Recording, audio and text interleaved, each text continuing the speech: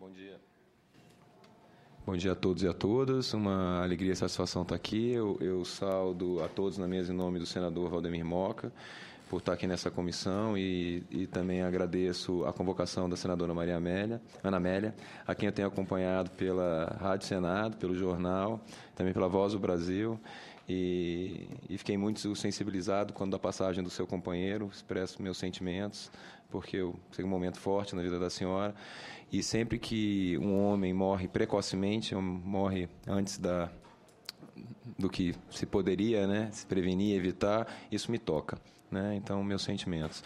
Bom, vários colegas falaram aqui e alguns já trouxeram várias informações em relação à política de saúde do homem. Então, eu vou buscar fazer um pouco, na minha apresentação, trazer alguns conteúdos e, ao mesmo tempo, já batendo um pouco de bola com as questões que foram levantadas. Como é que passa aqui? Esse aqui. Oi? Ah, você passa? Ok. Bom, a saúde do homem está localizada na Secretaria de Atenção à Saúde, que é o maior departamento do Ministério, né? 80% do orçamento do Ministério da Saúde está localizado na SAIS, que é praticamente a secretaria que faz assistência à saúde no país, como vocês sabem, né? Próximo, por favor. O fenômeno. Eu acho interessante trazer, porque aqui a gente está falando do homem, a gente tem que ser sempre um cuidado. Eu vou partir do genérico um pouco particular, para a gente não correr o risco de ficar associando homem meramente à próstata, né? Tem essa peculiaridade que é super importante de relativizar essa questão do aparelho urológico e das questões todas que singularizam o homem nessa questão do pênis e da próstata e tudo mais, mas ao mesmo tempo trazendo um pouco do fenômeno de maneira ampla e depois a gente particulariza. Atualmente no Brasil temos 190 milhões de pessoas. 93,4 são homens, milhões, 97,3 milhões são mulheres. Temos 4 milhões a mais de mulheres no país atualmente. Nossa política trabalha com uma população de 20 a 59 anos de idade, né? Sem descartar que estamos trabalhando junto com a saúde do jovem e adolescente e que a nossa área também é a área de profilaxia da saúde da pessoa idosa, né? Se trabalharmos bem nessa faixa etária, as pessoas adentram a terceira idade com mais saúde, né? Isso corresponde a 52 milhões de pessoas no país, como já foi dito, que corresponde a 27% do total da população ou 55% só da população masculina do país. Próximo, por favor. Não é pouca gente. Se vocês forem pegar isso num comparativo com a América do Sul, vocês veem que só no Brasil de homem tem 52 milhões de pessoas. É maior do que a população inteira de homens e mulheres da Colômbia, da Argentina, que tem 40 milhões de pessoas. Se você for pegar em relação ao Uruguai, temos quase 17 Uruguais só de população masculina para ser trabalhada no Brasil. O Uruguai tem 3 milhões de habitantes atualmente. Próximo, por favor. Quando a gente está falando de homem, eu acho muito importante a gente já ir problematizando essa questão e abrindo, porque a gente não está falando do homem branco, heterossexual, de classe média, né? A gente está falando, sobretudo, do homem indígena, estamos falando do homem negro, né, que é uma grande maioria no país, estamos falando do homem trabalhador, do homem sedentário, estamos falando dos gays, estamos falando dos homossexuais, estamos falando dos transexuais, estamos falando das travestis. Eu acho importante problematizar, porque estamos falando de uma gama enorme de cidadãos, né, e que, enfim, que independente da sua orientação sexual ou da sua identidade de gênero, apresentam peculiaridades que precisam ser trabalhadas pelo Sistema Único de Saúde. Próximo, por favor. Isso aqui já foi trabalhado com vocês, né? A cada 3 pessoas, 2 morrem, são homens, sobretudo a partir dos 40 anos de idade, né? A cada 5 pessoas que morrem de 20 a 30 anos, 4 são homens, sobretudo porque no Brasil, nos países latinos, a gente tem esse fenômeno das causas externas, né? Que abreviam enormemente a vida dos homens, né? Que no Brasil atualmente, a cada 2 dias, é como se caísse um Boeing sem nenhum sobrevivente, e dos quais 80% são homens, se a gente for pegar o índice aí de mortalidade por acidente de transporte no Brasil, né, que beira aí mais de 40 mil pessoas ano. Então, e aí, sem contar que o Brasil tem a questão muito forte, que é a causa de morte dos nossos adolescentes, dos nossos jovens, que são os homicídios, né? As organizações de direitos humanos ficam malucas quando a gente está crescendo, está desenvolvendo e está avançando em vários campos aí, de geração de renda, de emprego, e, enfim, e tudo mais, mas ao mesmo tempo estão perdendo, ceifando milhares de vidas em vãos de homens jovens. Isso eu acho muito importante colocar, porque tem um investimento muito forte do Estado e a força produtiva do país, que está nessa idade, 20 a 59 anos, a gente simplesmente abre mão dela e perde, né? É como se a gente estivesse, nesse momento, tendo uma população masculina dizimada enormemente. 4 milhões a mais de mulheres não são poucas mulheres a mais. Nada contra. Ótimo, né? Mas, assim, é quase uma condenação atualmente. Próximo, por favor. É quase uma condenação atualmente as mulheres envelhecerem e não terem pessoas do sexo oposto para conviver. Eu tive, minha família é gaúcha, eu tive a oportunidade de conviver com uma avó muito querida, que faleceu há 2 anos atrás, e eu estranhava desde pequeno que boa parte da minha roda de convivência eram de mulheres idosas, e eu não entendia por quê. E só à medida que eu fui crescendo, eu fui percebendo que essas mulheres estavam confinadas em grupos de mulheres exatamente porque não tinham homens mais para conviver, porque os homens já tinham ido embora. Né? Hein? A Casa das Sete Mulheres, bem lembrado. Os homens vão para a guerra, né? Os homens são socializados, eu acho muito importante que os colegas falam, porque os homens são socializados no Brasil e em boa parte do mundo com carros e com armas, né? As brincadeiras são com carros e com armas. Quando esses meninos crescem, a gente não quer mais que eles atirem, nem que eles corram. Né? Então, tem processos de socialização que nós temos que rever na nossa sociedade a maneira como nós estamos educando esses homens. E isso passa por uma reconstrução do imaginário simbólico coletivo de todos nós. Porque eu acho super importante lembrar que, sobre a égide do machismo, são as mulheres que educam esses homens, educam esses meninos para se tornarem cidadãos. Então, é importante que essa revisão de valores, de crenças, passa por todos. Né?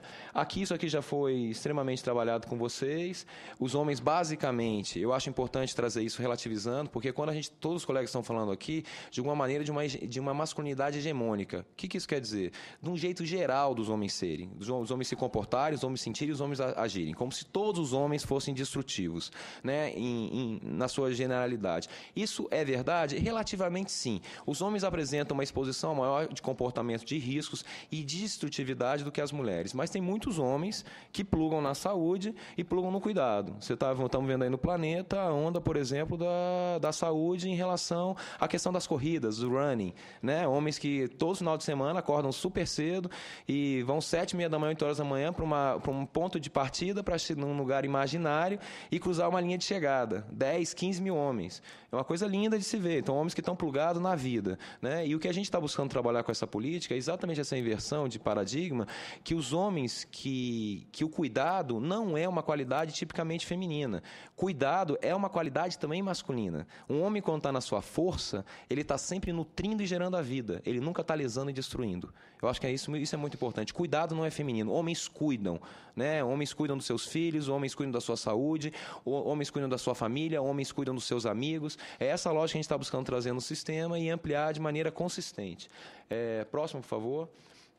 Aqui, expectativa de vida, eu acho importante vocês saberem disso. No Brasil, atualmente, 77,4 anos, expectativa média de homens e mulheres. Isso aqui é uma perspectiva do IBGE, uma previsão de 1980 a 2100. Mulheres estão com 77,3 anos, homens com 69,7 anos. Essa diferença é de 7,6. Se vocês pegarem os países nórdicos, ou própria Ásia, Japão, essa diferença cai para 3 anos. Escandinávia, Noruega, Suécia. Aqui temos uma diferença elevada.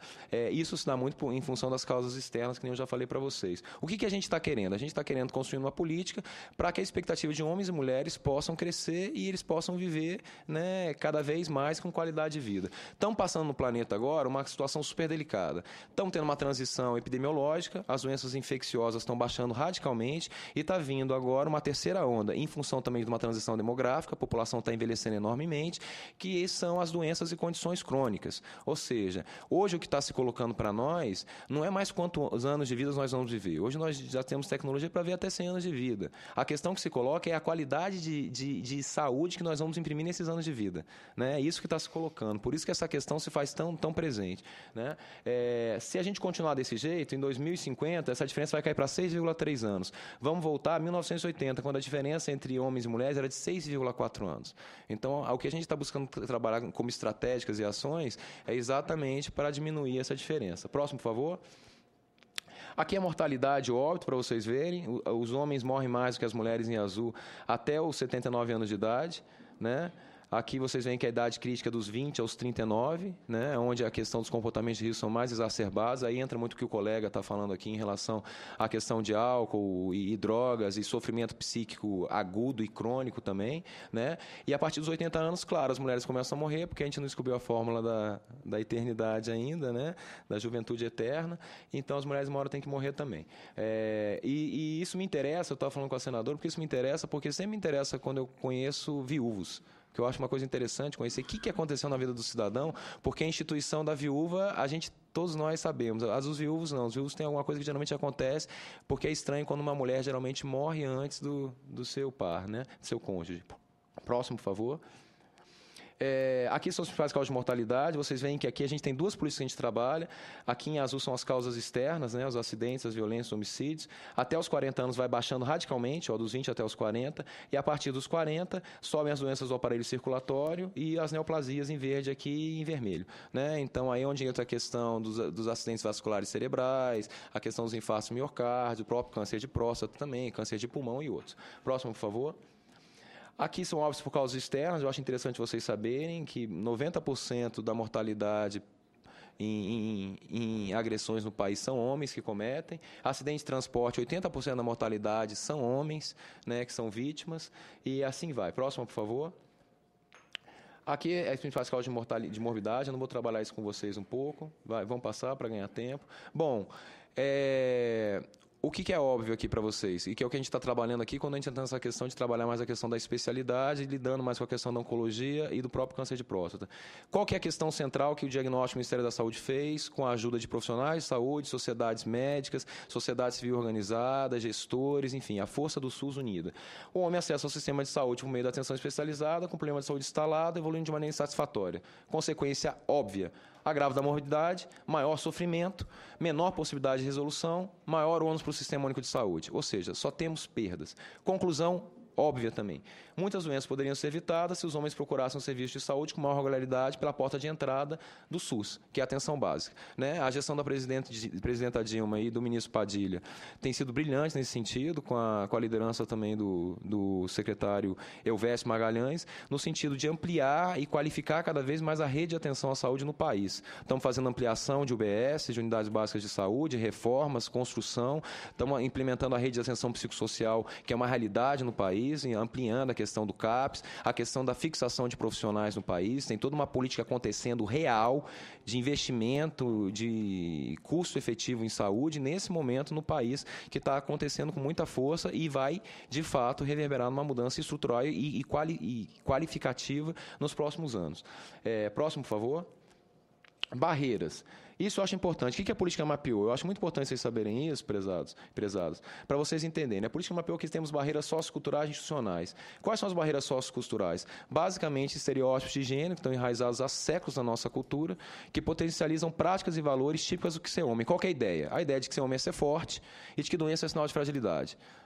Consequentemente, os serviços de saúde são considerados, né, para os mais fracos, supostos mais fracos, crianças, mulheres e idosos. Isso cria uma divisão no serviço de saúde, que temos uma situação de litígio, porque os serviços de saúde não consideram os homens como sujeitos de cuidados, e os homens não consideram os serviços de saúde como espaços masculinos. Temos um litígio aí, uma separação. Como é que a gente torna os serviços mais amigáveis e os homens mais permeáveis a esse serviço? É o que a gente tem buscado trabalhar para facilitar essa questão de um acesso com qualidade e facilitando que o homem pare de estar demonizando os serviços de saúde e possa, de fato, buscar ajuda e atendimento.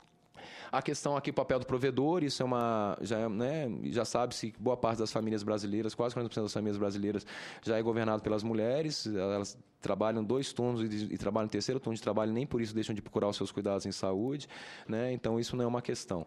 Institucionais, eu acho importante trazer isso, que é um dos motivos que a gente está aqui também. Tem a questão do investimento em saúde, que a gente precisa colocar mais dinheiro na saúde do homem de fato, mas a estratégia de comunicação não privilegia os homens. A gente tem trabalhado muito nessa direção de fazer com que os homens estejam presentes, né, na questão da comunicação, ou seja, chegar nos serviços de saúde, ter foto de homens nas unidades, com suas mulheres, ou com seus filhos, ou homem trabalhador, enfim, que os homens possam entrar no serviço de saúde e sentir que aquele espaço pertence a eles também.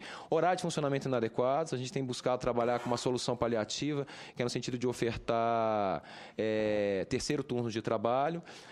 Tem a questão de dificuldade de acesso, porque a gente precisa de uma legislação, senadora Ana Amélia, que a gente possa criar um projeto de lei para fornecer oferecer licença de trabalho para esse cidadão, para que esse cidadão tenha direito, pela Constituição, criar um adendo para que ele possa procurar os serviços e não ser envergonhado por isso. Porque o que a gente percebe é que o sujeito só procura o serviço de saúde quando ele já está assim, caindo pelas beiradas, que nem a gente diz. Então, ele tem que procurar quando ele tem os primeiros sintomas, né? Essa questão da não liberação do trabalho é forte, porque ele morre de vergonha de ser ridicularizado, enfim, é uma questão delicada que a gente precisa trabalhar. Próximo, por favor.